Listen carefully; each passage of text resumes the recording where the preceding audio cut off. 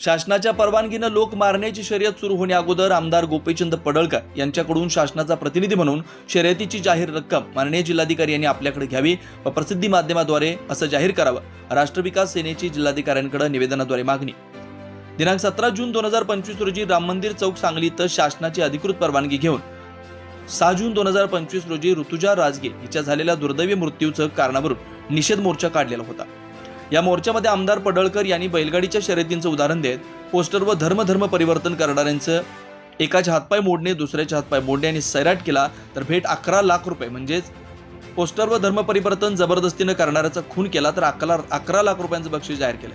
म्हणजे आमदार गोपीचंद पडळकर यांनी महाराष्ट्रामध्ये सन 2025 पासून नव्याने शासनाच्या परवानगीनं एक आगळी वेगळी शर्यत म्हणजे खून करणे, हातपाय तोडणे, गंभीर मारहाण करणे व जास्तीत जास्त लोकांना दहशतीखाली आणून लोकांना मारण्याची अनोखी शर्यत भरवली आहे।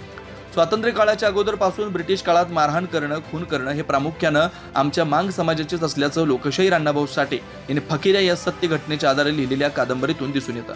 म्हणजे मांग समाजाचा हा पारंपरिक व्यवसायच होता, म्हणून आमचा समाजच ही शर्यत जिंकेल असा आमचा विश्वास आहे। म्हणून शासनाच्या परवानगीनं लोक मारण्याची शर्यत सुरू होण्या अगोदर आमदार गोपीचंद पडळकर यांच्याकडून शासनाचा प्रतिनिधी म्हणून शर्यतीची जाहीर रक्कम 11 लाख रुपये माननीय जिल्हाधिकारी यांनी आपल्याकडे घ्यावी व प्रसिद्धी माध्यमाद्वारे तसं जाहीर करावं अशी मागणी राष्ट्र विकास सेना पक्ष महाराष्ट्र राज्य यांच्याकडून करण्यात आली आहे। चालू घडामोडींचे अपडेट्स जाणून घेण्यासाठी आपल्या हिरकणी न्यूज चॅनलला सबस्क्राईब जरूर करा, लाईक करा, कमेंट करा आणि शेअर करा। बेल आयकॉनवर प्रेस करा आणि नोटिफिकेशन्स मिळवा।